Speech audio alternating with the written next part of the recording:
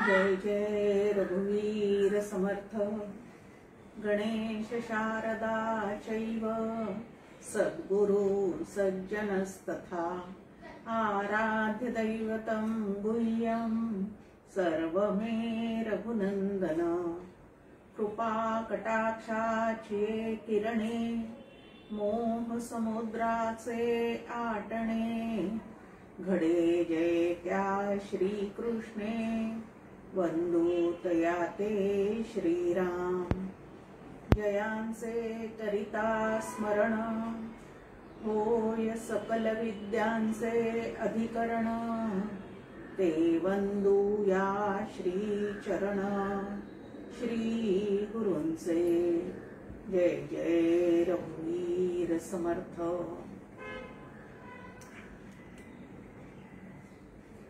त्याचा आवाज कृष्णाने लहान केलेला असेल।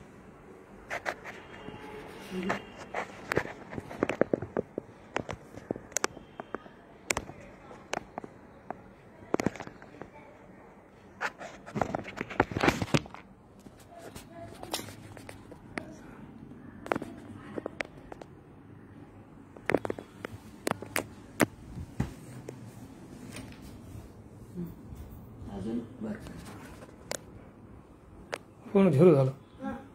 तो आवाज लहान केला ना बस झालं बरोबर। बोलू ना।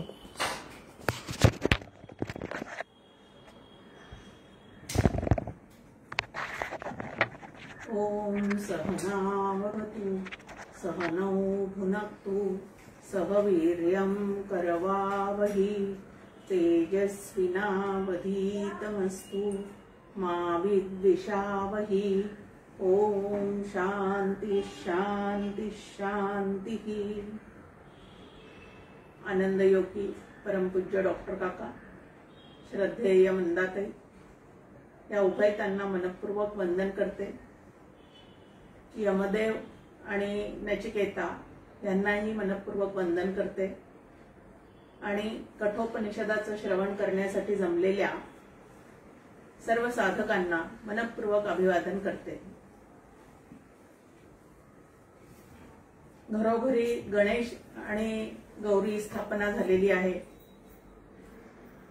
त्या सर्व गौरी गणपतीला सुद्धा मनपूर्वक वंदन करते। मागच्या वेळेला यमनचिकेता संवादामध्ये यमदेवांनी 3 वर मागून घेण्यासाठी नचिकेताला सांगितलेलं होतं आणि त्यापैकी 2 वर एक माझ्या पित्याच्या अंतःकरणाचा संतोष परत त्याला मिळू दे ह्या प्रकारचा वर मागितलेला आहे नचिकेताने। आणि दुसरं म्हणजे तुझ्याकडून ज्या वेळेला मी परत जाईल त्यावेळेला पूर्वीप्रमाणेच माझ्या वडिलांनी मला स्वीकारावं आणि त्याच्या चित्तामध्ये जो शोक निर्माण झालेला आहे तो शोक दूर व्हावा या प्रकारचा पहिला वर मागितला।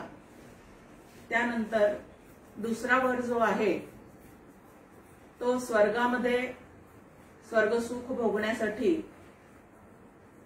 जे पुण्य प्राप्त करावं लागतं त्यासाठी कुठला यज्ञ करावा लागतो, त्याचं महात्म्य काय आहे, ती अग्निविद्या जी आहे ती समजून घेण्याचा दुसरा वर त्यांनी मागितलेला आहे। आणि हा वर मागितल्यानंतर यमदेवांनी त्यासाठी त्या यज्ञासाठी किती विटा लागतात, त्या कशा मांडाव्या लागतात, अग्निचयन करायचं म्हणजे काय, त्याविषयीचे मंत्र काय आहेत हे सगळं समजून सांगितल्यानंतर यमदेव नचिकेताला म्हणतात की मी तुला आता ती विद्या पूर्ण समजून सांगितलेली आहे, तेव्हा तू मला ती जशीच्या तशी म्हणून दाखव। आणि त्यानंतर अगदी बिनचूक पद्धतीने नचिकेताने ती विद्या जी आहे अग्निविद्या ती यमदेवाला जशीच्या तशी म्हणून दाखवल्यामुळे यमदेव त्याच्यावर अतिशय खुश झाले आणि त्याला एक पवित्र अशी नवरत्नांची माळही दिली आणि त्याच्यावर खुश होऊन अजून एक वर तू माग किंवा ह्या अग्नीला आता नचिकेताग्नी म्हणूनच ओळखतील, ह्याच नावाने हा अग्नी प्रसिद्ध होईल असं त्याला एक पुरस्कार प्रदान त्या ठिकाणी केला गेलेला आहे। पुढच्या मंत्रात म्हणजे 17व्या मंत्रात आता मांडणी आहे की त्रिणांचिकेत अग्नीचे 3 वेळा चयन म्हणजे विधियुक्त प्रज्वलन करणारा मनुष्य. आता कुठलाही यज्ञ करायचा म्हटलं तरी तो सुद्धा सोपा नाही. जेवढी सामग्री सांगितलेली आहे तेवढी सगळ्या सामग्रीची जमाव करणे, त्यानंतर आलेल्या ब्राह्मणाला संतुष्ट करणे, अतिथीला संतुष्ट करणे, त्यातले मंत्र जे आहेत ते उच्चार जे आहेत त्याचे ते अत्यंत स्वच्छ स्पष्ट शब्दामध्ये म्हणता आले पाहिजे. अशा अनेक गोष्टी या यज्ञामध्ये असतात. तर यात बिनचूक असे यज्ञ जो करतो तो माता पिता आणि आचार्य या तिन्ही बरोबर संयोग पाहून जन्म मृत्यूच्या पलीकडे जातो असं सांगितलेलं आहे. आता मौंजी बंधनापूर्वी माता हीच गुरु असते. मौंजी बंधनानंतर पिता हा त्याचा गुरु असतो. गायत्री मंत्राचा जो काही उपदेश असतो तो पित्याकडून त्याला केला जातो आणि त्यानंतर तो ज्या वेळेला साधन चतुष्टय संपन्न होतो, वेदविद्येचा अभ्यास करता करता ज्या वेळेला साधन चतुष्टय संपन्न होतो त्यानंतर त्याला श्री गुरु जे आहेत ते त्याला विद्या देतात, आत्मविद्या जी आहे ती देतात. तर इथं माता पिता आणि आचार्य या तिघांबरोबर संयोग पावतो म्हणजे काय होतो, तर त्यांनी दिलेल्या आज्ञा पाळत पाळत, त्यांनी दिलेलं साधन करत करत हा आपला मार्गक्रमण करत असतो. श्रुतीच्या आज्ञा, त्यानंतर स्मृतीची शिकवण आणि जे जे ज्ञानी जन आहेत, गुरु समान आहेत, त्यांनी जी अनुभवात्मक विद्या सांगितलेली आहे ती आपल्या बुद्धीने ग्रहण करून ते ज्ञान मिळवण्याचा तो मनापासून प्रयत्न करतो. आता असा प्रयत्न केल्यानंतर त्याला कुठलं फळ प्राप्त होतं, तर शोक मोहादी व्यथा द्रव्यादी समजता स्वार्था मरणगा हेच अर्था म्हणती ज्ञानी, की तो जन्म मृत्यूच्या शोकातून पार होतो असं फळ इथे सांगितलेलं आहे. आता जन्म आणि मरण ह्या कल्पना ज्या आपल्या ठिकाणी आहेत ते आपण देहाला जन्म आणि देहालाच येणारं मरण ह्या पद्धतीने ओळखतो. पण तत्वज्ञानी जे आहेत, ज्ञानी बुद्धिमान असणारे असे जे महापुरुष आहेत ते मात्र जीवन जगत असताना जो सतत मोहामध्ये अडकतो, ज्याची बुद्धी अविवेकी होते आणि ज्यामुळे करू नये त्या गोष्टीचा सतत शोक करून अंतःकरणाला, स्वतःच्याच अंतःकरणाला सतत दुःखामध्ये जो ठेवतो तो जणू काही जिवंत असतानाच मरण भोगत आहे. या पद्धतीने त्यालाच मरण म्हटलेलं आहे की जिवंत तरी आहे, देह जीवन चाललेलं आहे व्यवस्थित आणि त्यामध्ये सतत अंतःकरण जे आहे ते मात्र असंतुष्ट आहे, त्यामध्ये सतत शोकाकुल अवस्था आहे आणि मोहाने अंतःकरण व्यग्र झालेलं आहे. असं जे अंतःकरण आहे तो सतत कशाची तरी चिंता करत जगत असतो. म्हणजे चितेवर जायच्या आधी चिंतेने तो सतत जळत असतो आणि त्याला ज्ञानी लोक जे आहेत ते या ठिकाणी मरण असं म्हणतात. तर असं मरण आम्ही तर नित्य भोगत आहोत. पण हे ज्ञानी पुरुष जे आहेत ते मात्र जिवंत असतानाच मी देह नसून आत्मा आहे अशा दृढ निश्चयापर्यंत पोहोचतात आणि आपुले मरण पाहिल्या मे डोळा या पद्धतीने शोक मोह आपल्या चित्तातून पूर्ण निघून गेलेले आहेत. म्हणजे त्यांनी मृत्यूवर, या मरणावर विजय प्राप्त केलेला आहे. या पद्धतीने ते जीवन जगत असतात. या ठिकाणी म्हटलेलं आहे की हे नचिकेता, ज्या दुसऱ्या वराने तू स्वर्ग प्राप्तिकर अग्नी मागून घेतलास तो मी तुला सांगितला. आता त्या अग्नीला इथून पुढे तुझ्याच नावाने ओळखते. आता तिसरा जो वर आहे तो वर तू मागून घे. आता हा तिसरा जो वर आहे तो अत्यंत महत्वाचा असा आहे. म्हणून येथून पुढती अनित्यता जाणिल्या विरक्ती आत्मज्ञानाची या युक्ती वर्णिल्या संता, की येथून पुढे स्वर्गाची अनित्यता जाणून ज्याला वैराग्य प्राप्त झालेलं आहे, इहलोकापासून तर स्वर्ग लोकापर्यंतच्या सर्व सुख साधनांचं वैराग्य ज्याला प्राप्त झालेलं आहे तो आत्मज्ञानासाठी तीव्र मुमुक्षू झालेला असतो. आणि म्हणून आत्मज्ञानाचे रहस्य जे आहे ते आता या तिसऱ्या वराच्या निमित्ताने यमदेव जे आहे ते तुमच्या आमच्या समोर इथं स्पष्ट करणार आहेत. आता हा तिसरा वर जो त्यांनी मागितलेला आहे त्यामध्ये कुठला प्रश्न नचिकेता विचारतो आहे तर मरणोत्तर गतीविषयीची शंका जी काही आहे ती त्यांनी या प्रश्नाच्या माध्यमातून विचारलेली आहे की माणूस मृत झाल्यानंतर काही जण असं म्हणतात की मरणानंतर तो आत्मा असतो, काही जण म्हणतात की मरणानंतर तो नसतो. आता या ठिकाणी स्वतःचं मत काहीही न सांगता नचिकेतानी दोन वेगळे वेगळे मत जे आहेत ते या ठिकाणी मांडलेले आहेत की काही जण म्हणतात मरणोत्तर आत्मा असतो आणि काही जण जे आहेत ते म्हणतात मरणानंतर तो आत्मा राहत नाही. तर मला त्याविषयीचं स्पष्ट असं ज्ञान हवं आहे की तो असतो नसतो किंवा कसा असतो ह्या पद्धतीचं जे ज्ञान आहे ते मला तुमच्याकडनं हवं आहे. मनुष्य पावता मरण कोठे तयाचे प्रस्थान की नाशिवंत संपूर्ण नुरे काही देहेंद्रियासी वेगळा मनबोद्धीसी आगळा म्हणती जीवात्मा निराळा कोणी एक. की माणूस मरण पावल्यानंतर तो कोणत्या ठिकाणी जातो, त्याचा पूर्ण नाश होतो का काहीच उरत नाही का परत तो जन्माला येतो. काही जण म्हणतात की देह इंद्रिय मन बुद्धी ह्यांच्यापेक्षा जीवात्मा जो आहे तो अत्यंत निराळा आहे. काही जण देहालाच आत्मा समजतात आणि देह गेला की काहीच शिल्लक राहत नाही असं म्हणतात. आता ते चार्वाकांचं मत आहे त्या ठिकाणी. काही जण म्हणतात की जशा वासना शेवटच्या क्षणी अंतःकरणात शिल्लक राहिलेल्या असतात त्या वासनानुसार पुढची गती मिळते. असे अनेकांचे त्याच्याविषयी अनेक मतं आहेत. त्यातून निश्चित असं नेमकं काय आहे ते या ठिकाणी नचिकेतानी यमदेवांना विचारलेलं आहे. भस्मीभूत देहाचे पुनरागमन कैचे ऐसेची मत काहीचे पुरातन.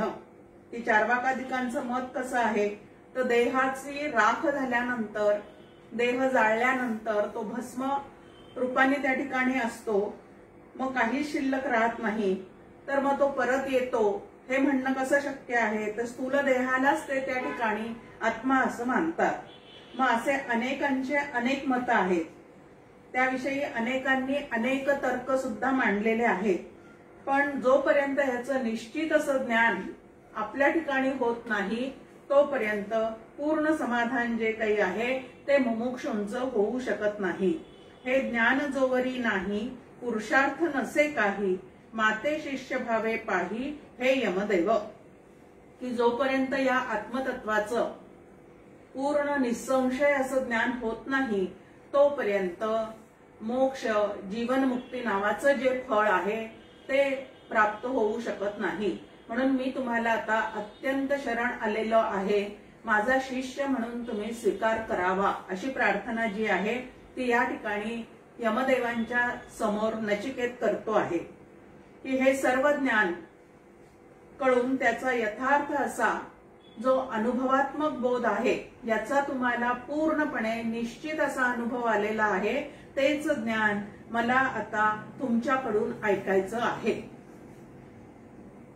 कुमार वयात असणारा हा मुलगा ह्या पद्धतीचं एक मोठं मागणं जे आहे ते या ठिकाणी यमदेवांकडे मागतो आहे. आणि हा प्रश्न त्याच्या तोंडून ऐकल्यानंतर सहसा आत्मा हा शब्द कधी कोणाच्या कानावर सुद्धा पडत नाही.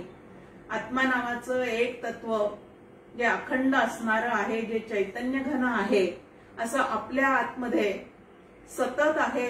आपलं संपूर्ण जीवन त्याच्या सत्तेवरच पूर्णपणे अधिष्ठित आहे. पण हे कधीही कोणाच्या सहसा लक्षात येत नाही.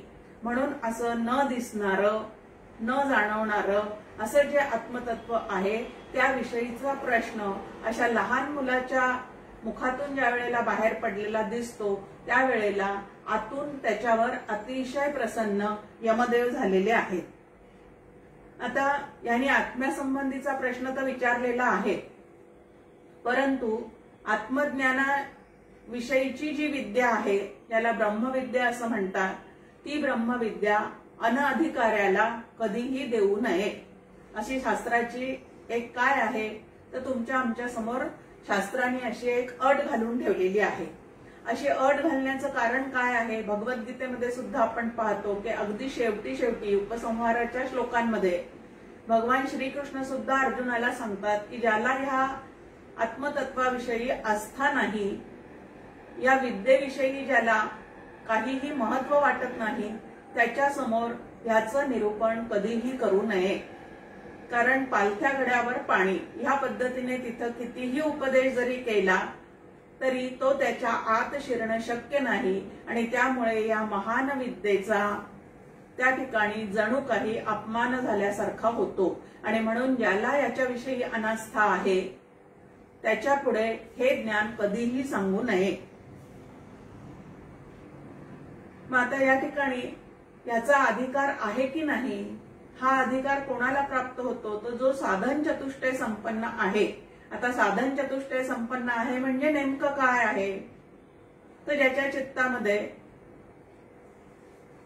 सत असत विषयीचा विवेक जागृत झालेला आहे, आत्मा अनात्मा याच्या विषयीचा विवेक जागृत झालेला आहे, ज्याच्या ठिकाणी इहलोकातले आणि स्वर्गलोकातले जे भोग आहेत त्याविषयी सुद्धा अनास्था निर्माण झालेली आहे, वैराग्य निर्माण झालेलं आहे. त्यानंतर या ब्रह्मविद्येचा व्यवस्थित अभ्यास करून स्वतःच्या तनाला मनाला जो पूर्णपणे आवरू शकतो, म्हणजे समाधी षटक असं जे आहे त्याचाही जो व्यवस्थित अभ्यास करू शकतो आणि ज्याच्याजवळ तीव्र मुमुक्षत्व आहे त्यालाच ही विद्या ग्रहण करता येते, तो ती आचरणात उतरवू शकतो आणि त्याचं जे जीवनमुक्ती नावाचं फळ आहे ते फळ सुद्धा त्याच्या जीवनामध्ये पूर्णपणे तो उतरवू शकतो. म्हणून ही विद्या ग्रहण करण्याचा अधिकार कोणाला आहे तर साधन चतुष्टय संपन्न असणाऱ्या अशा साधकाला त्याचा अधिकार आहे. मग आता याच्याजवळ तो अधिकार पूर्ण आहे की नाही हे आधी तपासलं पाहिजे. ते याच्याजवळचं वैराग्य जे आहे ते कशा पद्धतीचं आहे, कारण वैराग्याचे सुद्धा प्रकार आहेत. हेकांड पिसे वैराग्य, त्यानंतर स्मशान वैराग्य. आता स्मशान वैराग्य म्हणजे तात्पुरतं आलेलं वैराग्य. हेकांड पिसे वैराग्य म्हणजे एखादी गोष्ट आपल्याला मिळत नाही म्हणून चडफडत त्याच्यापासून माणूस दूर जातो, पण आतून त्याची इच्छा जी आहे ती मात्र ते कधीतरी ह्या लोकी नाही तर पुढच्या लोकी तरी प्राप्त व्हावं असं त्याला वाटत राहतं. म्हणजे अविवेकाने आलेलं असं एक वैराग्य आहे. आणि पूर्ण वैराग्य की संपूर्ण दृश्य जगतासंबंधी देहासंबंधी अनासक्त अवस्था अंतःकरणामध्ये पूर्ण विचार करून ज्यांनी बांधवून घेतलेली आहे असं एक पूर्ण असणारं वैराग्य.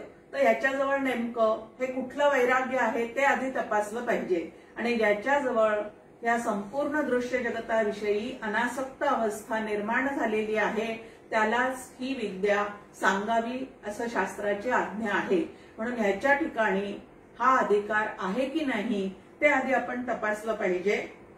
आणि म्हणून हे सूक्ष्म ज्ञान ग्रहण करण्यासाठी बुद्धीला तेवढी सूक्ष्मता आलेली आहे का, एकाग्र चित्त झालेलं आहे का, ही विद्या सांगितल्यानंतर ते धारण करण्याची क्षमता त्याच्या ठिकाणी आलेली आहे की नाही हे आधी सगळं तपासलं पाहिजे. आणि म्हणून या ठिकाणी यमदेव त्याला म्हणत आहेत की बाबा रे, देवादिकांना सुद्धा म्हणजे हा विषय आत्मतत्वाविषयीचं ज्ञान करून घेण्यासाठी देवांनी सुद्धा प्रयत्न केलेला आहे. इंद्राकडे विरोचन, ब्रह्मदेवाकडे विरोचन आणि इंद्र ही विद्या ग्रहण करण्यासाठी गेले होते अशी कथा आपल्याला माहिती आहे. तर देवादिक सुद्धा हे तत्व जाणण्याचा प्रयत्न करतात, पण अजूनही त्यांना ते पूर्णपणे जाणता आलेलं नसेल तर मनामध्ये जे काही आहे ते संशय त्यांच्या मनामध्ये शिल्लक असतातच. तर असं हे अत्यंत सूक्ष्म असणारं ज्ञान आहे. सहसा ते आत्मतत्व कधीही कोणाच्या लक्षात येऊ शकत नाही, कारण दृश्य जगत ज्या पद्धतीने आपण जाणतो ज्ञानेंद्रियांच्या साह्याने त्या पद्धतीने ज्ञानेंद्रियांच्या साह्याने या आत्मतत्वाला जाणता येत नाही आणि म्हणून ते अतिशय सूक्ष्म असं ज्ञान आहे. आणि म्हणून हे नचिकेता, तू मला हा प्रश्न विचारून अडचणीत टाकू नकोस, म्हणजे या प्रश्नाविषयी मला उत्तर द्यायला भाग पाडू नकोस, असं या ठिकाणी यमदेव त्याला म्हणतात. आणि त्याऐवजी, ह्या वराऐवजी तू जे जे काही अजून मला मागशील ते मी तुला पूर्णपणे देण्याला समर्थही आहे आणि तुला देण्याची इच्छा सुद्धा करतो. पण हा वर जो आहे तो मात्र तू माझ्याकडे मागू नकोस, असं या ठिकाणी म्हणतात की देव सारे पुण्यवंत आणि तैसे बुद्धिमंत लागे न तयाही अंत ये ज्ञानी. की जे देवपदाला प्राप्त झालेले आहेत ते तर खरोखरी पुण्यवंत आहेतच, तसे बुद्धिमान सुद्धा ते असतातच, परंतु त्यांना सुद्धा या आत्मतत्वाचा अंदाज सुद्धा येऊ शकत नाही. तेथे अज्ञजन बापुडे बुद्धी पुण्यादी तोकडे कैसे तया ते आतुडे सूक्ष्म ज्ञान. मग जिथं देवादिकांना ते ज्ञान लवकर प्राप्त होऊ शकत नाही, पुण्यवंत असूनही, तिथं ज्याच्याजवळचं पुण्य अगदीच तोकडं आहे, ज्याची बुद्धी सूक्ष्मग्राही नाही, अशा सामान्य जनांना त्या आत्मतत्वाविषयी काही कळेल का रे? म्हणून ते जे आहे त्या ज्ञानाविषयी तू मला विचारू नकोस. हे ज्ञान कसं आहे हे सांगताना या ठिकाणी कठोपनिषदातलंच एक उदाहरण डॉक्टर काका देतात की शस्त्र अति धारदार वरी चालता जो घोर नुमटता पाऊला चिर तैसे जाण. की हे ज्ञान जो प्राप्त करायला जातो तो कशा पद्धतीने, तर एखाद्या धारदार शस्त्रावर अनवाणी पायाने चालावं, पण पायावर ओरखडा सुद्धा उठू न देता ती चालण्याची किमया करावी लागते. त्याप्रमाणे हे ज्ञान जे आहे ते मिळवण्यासाठी त्याच पद्धतीचे प्रयत्न करावे लागतात. परमार्थ नव्हे लेकुराच्या गोष्टी, असं तुकाराम महाराज म्हणतात की या लहान पोरांच्या गोष्टी नाही. आता लहान पोर म्हणजे या ठिकाणी वयाच्या दृष्टीने नाही, तर बौद्धिक दृष्टीने ज्यांची क्षमता नाही असे जे आहेत ते ह्या पद्धतीचं ज्ञान ग्रहण करू शकत नाही. आता भलेही प्रपंचामधलं ज्ञान त्यांना भरपूर असू शकेल, कोण बनेगा करोडपती मध्ये त्या सगळ्या प्रश्नांची उत्तरं देऊन ते लखोपती करोडपती सुद्धा होऊ शकतील, पण आत्मपती होण्यासाठी जी वेगळीच काही धारणाशक्ती लागते त्याच्यासाठी बुद्धी अत्यंत शुद्ध, अत्यंत पवित्र, अत्यंत पुण्यवान ह्या प्रकारची लागते आणि सूक्ष्मग्राही असावी लागते. आणि ती तशी जर नसेल तर ते ज्ञान जे आहे ते त्या ठिकाणी होऊ शकत नाही. म्हणून हे नचिकेता फल देई जो निश्चिता तोची वर तू मागिता भले होय. म्हणून असं अनिश्चित असणारं फळ मागण्यापेक्षा तू निश्चित असं या दृश्य जगतातलं जे काही मागू इच्छितोस ते मला माग आणि ते मी तुला पूर्णपणे देऊ शकेल. पण नचिकेताचा निश्चय जो आहे तो मात्र अत्यंत पक्का आहे. या ठिकाणी हा शिष्य कसा आहे, तर जे मिळवण्यासाठी आपण इथं आलेले आहोत ते यमदेवासारखा श्री गुरु समोर आल्यानंतर जे मिळवायला पाहिजे तेच त्यांच्याकडनं आपण मिळवायचं आहे. नचिकेता 22व्या श्लोकामध्ये म्हणतोय की हे मृत्यू, ह्याविषयी देवतांनाही संभ्रम होतो हे तर खरेच, शिवाय ते सहज कळणार नाही असे आपणही म्हणता. त्याचबरोबर ह्या ज्ञानाचे विवरण करणारा आपणासारखा दुसरा मिळणे शक्य नाही. मी मागितला त्या वरासारखा दुसरा कोणताही वर नाही आणि तोच मला पाहिजे. शंकराचार्यांचा एक श्लोक आपल्या समोर आहे, दुर्लभम त्रयमे वैतत दैवानुग्रह हेतुकम. की 3 गोष्टी ज्या आहेत त्या अत्यंत दुर्लभ आहेत. एक आहे मनुष्य देह प्राप्त होणे, दुसरं आहे त्यामध्ये मुमुक्षत्व, तीव्र मुमुक्षत्व असणे, आणि तिसरं आहे तीव्र मुमुक्षत्व जागृत झाल्यानंतर महापुरुष संश्रय, की मोक्षगुरूंचा लाभ होणे. हा महापुरुष संश्रय म्हणजे नेमकं काय आहे, तर मोक्षगुरूंचा लाभ होणे. या 3 गोष्टी अत्यंत दुर्लभ आहेत आणि या 3 गोष्टी या नचिकेताच्या ठिकाणी उपलब्ध असताना तो म्हणतो की मी आता दुसरा तिसरा कुठलाही वर मागणार नाही. तुमच्यासारखा महापुरुष जो ह्या संबंधीचं निश्चित ज्ञान मला देऊ शकेल असा वक्ता असावा अनुभवाचा, असं समर्थ म्हणतात की वक्ता असावा साचार अनुभवाचा. पांडित्य मिरवणारे पुष्कळ मिळतात, पण जे आपण बोलतोय ते बरोबर त्याच्या आचरणात उतरलेलं, बोले तैसा चाले त्याची वंदावी पाऊले, ह्या पद्धतीचा महापुरुष माझ्या समोर उभा असताना मी दुसरा कुठला वर मागण्याचा विचारच करू शकत नाही. तर मला आता या आत्मतत्वाविषयीच ज्ञान हवं, हाच मला तिसरा वर पाहिजे आहे. या आपल्या स्वतःचं शाश्वत कल्याण करण्यासाठीची जी एक स्थिर बुद्धी लागते, शुद्ध सात्विक बुद्धी लागते, ती या नचिकेताच्या जवळ सहजपणे आहे. ज्ञान हेची श्रेय परम, पुरुषार्थ तो मोक्षधाम, अन्य कोठे न राम दिसे मज. हे जे आत्मज्ञान आहे तेच सर्वात श्रेष्ठ असून 4 पुरुषार्थापैकी धर्म, अर्थ, काम आणि मोक्ष असे जे 4 पुरुषार्थ आहेत. आता इथं पुरुषार्थ शब्दाचा अर्थ आहे पौरुष प्रयत्नांनी जे प्राप्त केलं जातं ते. मोक्ष म्हणजे भिक्षार्थ नाही की देव जवळ स्वतःच्या मोक्षाचं गाठोडं घेऊन बसलेला आहे आणि जो कोणी मागायला येईल त्याला मुठभर देतो आहे, ह्या पद्धतीचा हा भाग नाही. देवाजवळ नाही मोक्षाचे गाठोडे. देव त्या संबंधी गुरु रूपात येऊन तुम्हाला आम्हाला पूर्णपणे मार्गदर्शन नक्की करणार आहे, पण त्या मोक्ष पथावरून मात्र चालण्याचं काम जे आहे ते आपल्यालाच करावं लागणार आहे. आणि म्हणून हा मार्ग जो आहे तो तुम्हाला आम्हाला कठीण वाटतो. पण या ठिकाणी नचिकेता परत सांगतो की इतर कुठल्याही गोष्टीत आता मला रस नाही, म्हणजे इतर कुठल्याही गोष्टीत राम नाही, म्हणजे मला त्यात अजिबात रस नाही.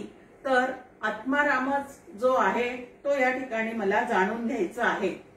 आता ह्या पद्धतीने नचिकेता आपल्या भूमिकेवर स्थिर आहे हे लक्षात आल्यानंतर सुद्धा त्याच्याजवळ खरोखरीच आत्मज्ञान प्राप्तीसाठीचं जे कडकडीत वैराग्य लागतं, विवेकयुक्त वैराग्य लागतं, ते त्याच्याजवळ आहे की नाही हे पाहण्यासाठी त्याला या ठिकाणी अनेक तऱ्हेचे प्रलोभन दाखवण्याचा प्रयत्न यमदेव करत आहेत. ते नचिकेताला म्हणतात की ह्या वराऐवजी 100 वर्ष आयुष्य असलेले पुत्र, त्यानंतर नातू, अमाप गोधन,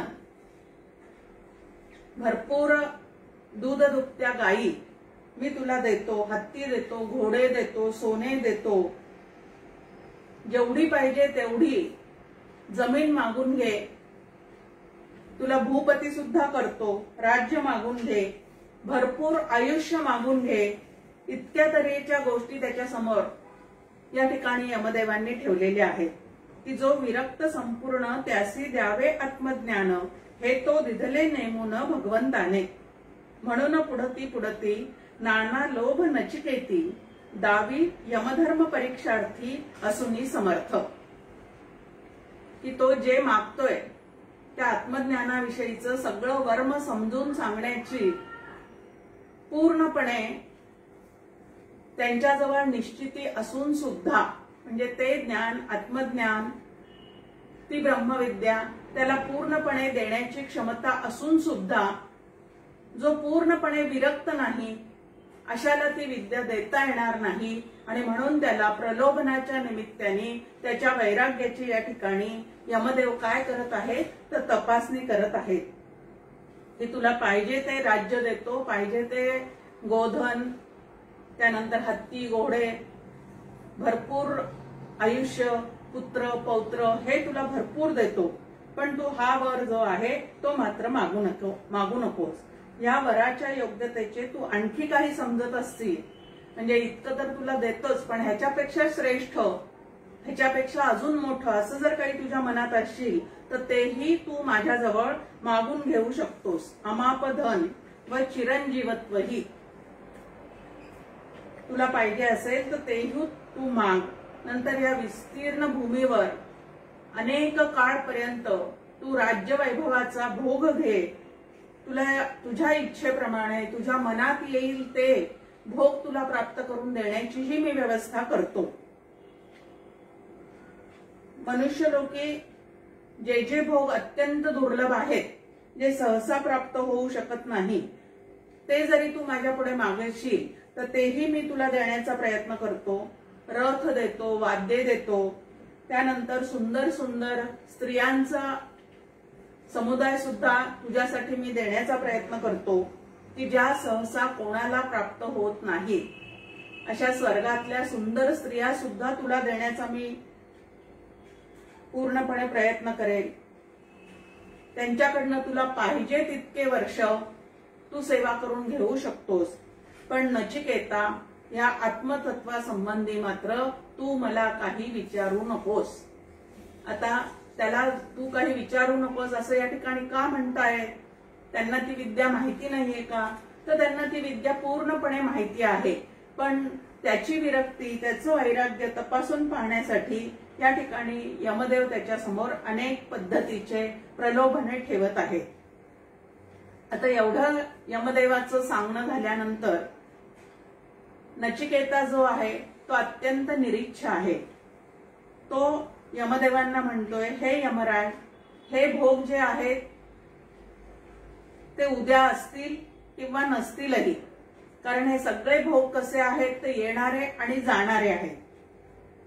त्यामुळे त्यांचं स्वरूप कसं आहे या भोगांचं, तर भोगकाळी ते अत्यंत सुख देत आहेत असं वाटत जरी असलं तरी भोगासक्त असणाऱ्या त्या मनुष्याचं तेज जे आहे ते हरण करणारे हे भोग असतात.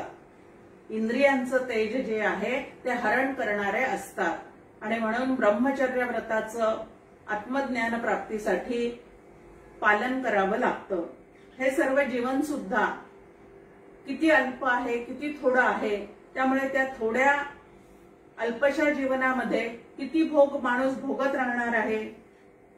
तर हे सगळी वाहनं म्हणजे हत्ती, घोडे, रथ, त्यानंतर तुम्ही देत असलेलं सगळे नृत्य, गायन, स्त्रिया, या सगळ्या तुमच्या जवळच राहू द्या.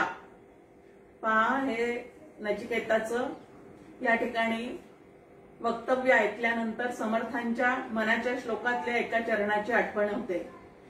सदा सेवी आरण्य तारुण्य काळी. हा तर अजून पूर्ण तारुण्यालाही प्राप्त झालेला नाही, त्याच्याही अलीकडची कुमार अवस्था त्याच्या ठिकाणी आहे. पण त्याही वेळेला या सगळ्या भोगांपासून आतून तो पूर्णपणे विरक्त आहे. त्या भोगांमधलं दुःख काय आहे ते सुद्धा त्याला पूर्णपणे या ठिकाणी माहिती आहे. भोगांची सांगाती इंद्रिये सवेची थकती, पुरुष तेजस्वी निश्चिती निस्तेज होय.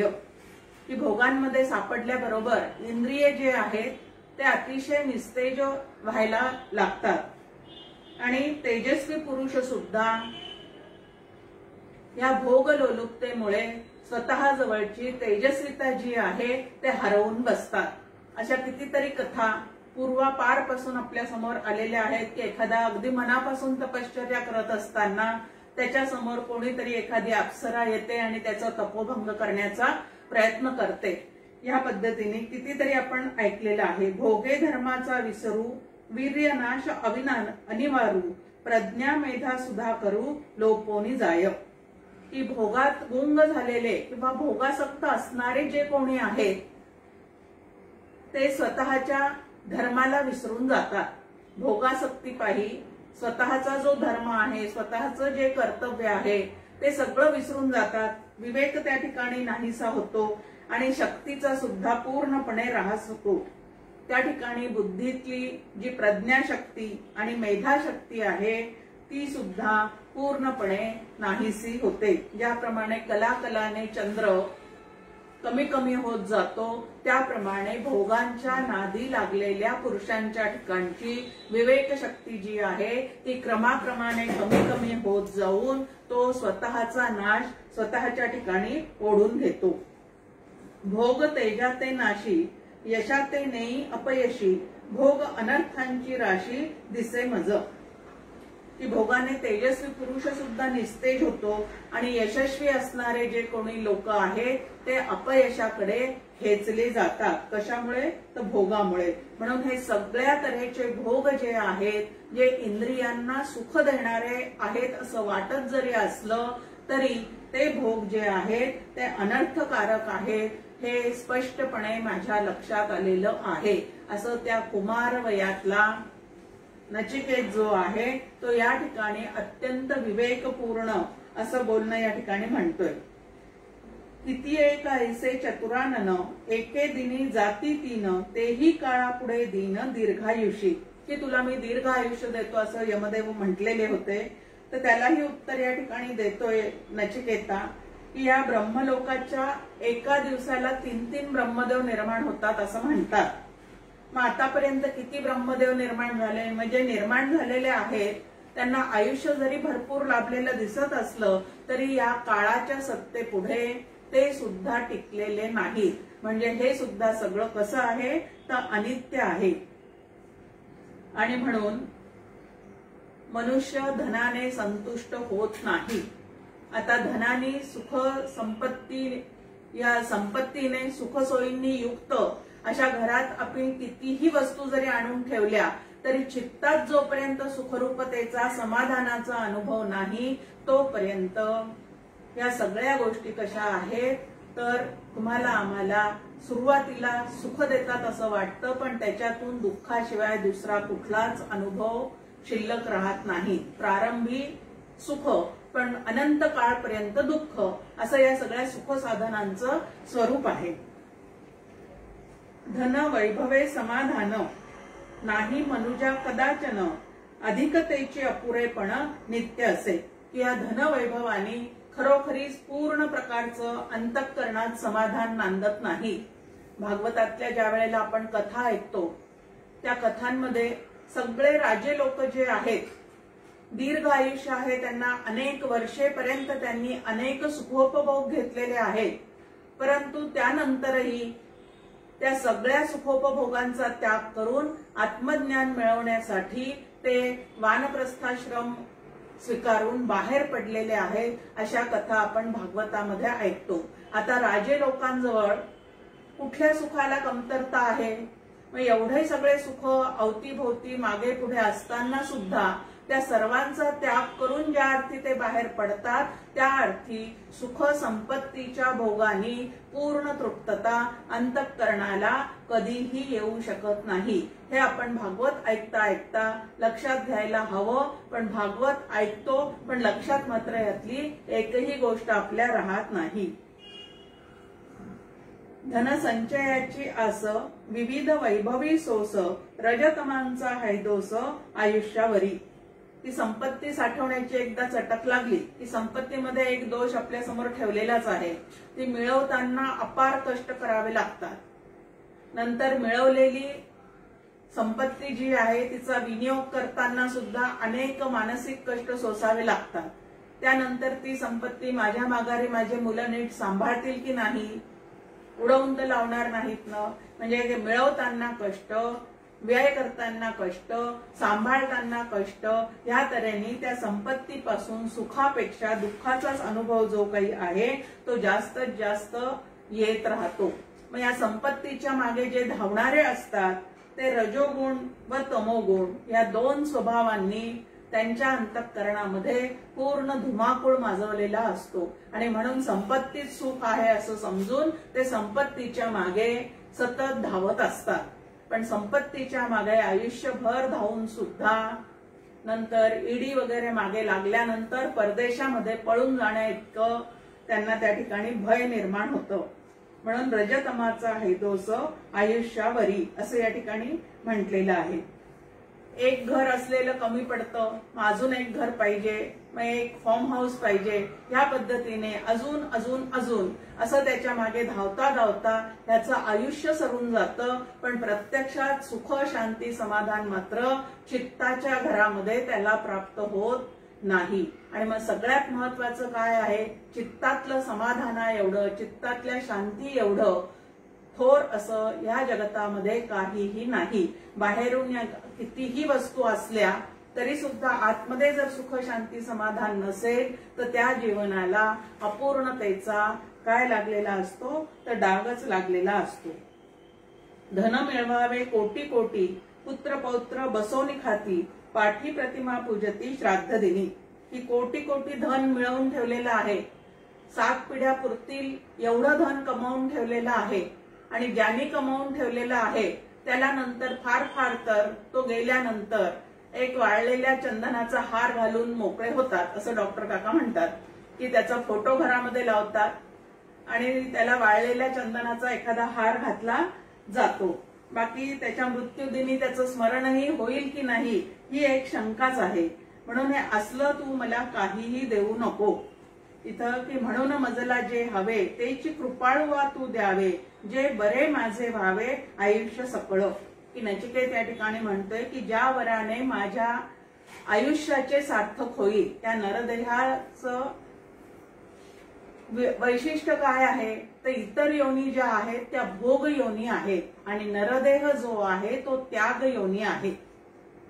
इतर योनीमध्ये हे भोग सगळे तऱ्हेचे भोगत भोगतच आम्ही इथपर्यंत आलेले असतो. मग नरदेहाचं वैशिष्ट्य काय आहे, तर ह्या भोगांच्या पलीकडे जाऊन एक असं तत्वाचा शोध घ्यायचा आहे की ज्याचा शोध लागल्यानंतर जन्म मरणाचे फेरे तर चुकतात, परंतु जीवनमुक्तीचा आनंद जो आहे तो त्या ठिकाणी प्राप्त होऊन जातो. म्हणून हे गुरुराया, हे यमदेवा, अत्यंत कृपाळू होऊन तुम्ही मला हा आत्मज्ञानाचाच वर द्यावा. या भूलोकी खाली राहणारा जरामरण युक्त मनुष्य अजर व अमर अशा देवाच्या जवळ गेल्यावर व त्याला ओळखल्यावर कनक कांतादिकांपासून मिळणाऱ्या नाशिवंत सुखाचे चिंतन करीत राहिला तर उदंड आयुष्यामध्ये कोण समाधान पावेल. 28वा मंत्र आपल्या समोर. की शहाणा माणूस जो आहे, ज्याला महापुरुष संश्रय हा प्राप्त झालेले आहेत आणि असे प्राप्त झाल्यानंतर सुद्धा जो प्रपंचातलंच काहीतरी त्यांच्याकडे मागत असेल, प्रपंचातलंच सुख आहे असं समजून त्यांच्याकडे त्याविषयीच काहीतरी मागत असेल, त्याला तो महापुरुष संश्रयाचा लाभ झाल्यानंतर सुद्धा समाधान मिळत नाही. तर अशा त्याचं काय करायचं आहे, शहाणा मनुष्य तुझ्यासारख्या देवाचे दर्शन झाल्यावर अमृतत्व प्राप्तीचीच इच्छा धरील, विषयोपभोगासारख्या हीन सुखास अजिबात भुलणार नाही. की आता तुझ्याकडनं जे मला मिळवायचं आहे ते मला यातलं लौकिकातलं काहीच नको, तर मला त्या आत्मज्ञानाविषयी आत्मतत्वाविषयीच मला सर्व काही पाहिजे आहे. जेवढ्या तू मला म्हणतोस की मी तुला इतक्या सुंदर सुंदर स्त्रिया देईल, या ठिकाणी आपल्याला आठवण येते ते शंकराचार्यांच्या अनात्मश्री विग्रहणम स्तोत्राची. त्यामध्ये त्यांनी पूर्णपणे ह्या पद्धतीचे श्लोक आपल्या समोर ठेवलेले आहेत की तू अनेक अलंकार अंगावर धारण करशील, सोन्याचे घालशील, मोत्याचे घालशील, अनेक तऱ्हेचे भरजरी वस्त्र नेसशील, पण अंतःकरणामध्ये आत्मज्ञान नसेल, अंतःकरणामध्ये शांती तृप्ती नसेल तर ह्याचा फायदा काय आहे. अनेक देश परदेश तू हिंडून येशील, अनेक तऱ्हेचा लोकसंग्रह करशील, अनेकांसोबत जेवणाच्या पंक्ती घालत बसशील, पण अंतःकरणामध्ये शांती तृप्ती या पद्धतीचं काहीच नसेल तर त्याचा उपयोग काय आहे. अनेक यज्ञ करशील, त्या यज्ञांचे फळही प्राप्त करून घेशील, परंतु अंतःकरणात पूर्णतेचा अनुभव आला नसेल तर त्याचा फायदा काय आहे. या पद्धतीने अनेक श्लोक आपल्या समोर त्या ठिकाणी ठेवलेले आहेत की धार्मिक कृत्य करशील, यज्ञ करशील, बरे तुझ्या अंतःकरणाला वैराग्यही प्राप्त झालेलं असेल, पण नुसतं वैराग्य प्राप्त झालं पण आत्मज्ञान प्राप्त नाही झालं तर त्याचा तरी उपयोग काय. या पद्धतीने तिथं आपल्या समोर मांडणी करून ठेवलेली आहे. इथं सुद्धा म्हटलेलं आहे की खूप सुंदर स्त्रिया मला तू जरी देशील तरी जसं जसं माझं शरीर क्षीण होत जाईल, वृद्ध होत जाईल, त्यावेळेला ते भोग घेण्याचं सामर्थ्य सुद्धा माझ्या ठिकाणी राहणार नाही, तर त्याचा मला उपयोग काय आहे. तो देहची दुर्बळ होता ना भोग ना मोक्षता, ऐशा सरळ आत्मघाता न करी मी, की देहच दुर्बळ झाल्यावर त्या भोगासाठी या देहामध्ये सामर्थ्यच उरणार नाही, तर मग मोक्षही नाही आणि समोर असून ते भोगता येत नाही. म्हणून अंतःकरणामध्ये नुसतीच तळमळ निर्माण झाली तर त्याचं दुःखाशिवाय काहीही त्या ठिकाणी मिळू शकणार नाही. म्हणून असला आत्मघात मी माझा करून घेणार नाही. किती निश्चयात्मक बुद्धीचा हा नचिकेता आहे बघा. अगदी लहान वयातच त्याला सगळं आत्मानात्म विवेक ज्याला म्हणतात तो या ठिकाणी प्राप्त झालेला आहे. पुढे तो म्हणतो की दशलक्ष वर्ष तू मला आयुष्य देतो म्हणतोस, तू मला एवढं आयुष्य देशील, पुत्र पौत्र देशील, अनेक पत्नी पण मला मिळतील, पण माझं आयुष्य या सगळ्यांच्या पेक्षा जास्त तुझ्या कृपेने जर प्राप्त झालेलं असेल तर हे सगळे माझ्या आधी जातील, तर एवढ्या लोकांचे मी काय फक्त श्राद्धच घालत बसू? पहा कसा विचार आहे की मी फक्त त्यांचं श्राद्ध कर्मच फक्त करत बसू का? म्हणून मला यातलं काहीही नको. हे यमधर्मा, ज्या मोठ्या मार्गाविषयी, मोक्ष मार्गाविषयी ही जी शंका आहे तो मार्ग आम्हाला सांगा. मला यातलं दुसरं काही नको. जो हा गुप्त असा राहिलेला वर मागितला आहे त्याहून निराळा वर हा नचिकेता आता मागणार नाही. इतके सगळे प्रलोभन दाखवल्यानंतर सुद्धा त्याची बुद्धी आत्मज्ञान प्राप्तीसाठी पासून यात किंचितही विचलित झालेली नाही. विवेके दृढ धरावी वाट सत्याची, असं जसं समर्थ सांगतात त्याप्रमाणे आत्मज्ञानाविषयीची वाट जी आहे ती या नचिकेताने अगदी दृढपणे धरून ठेवलेली आहे.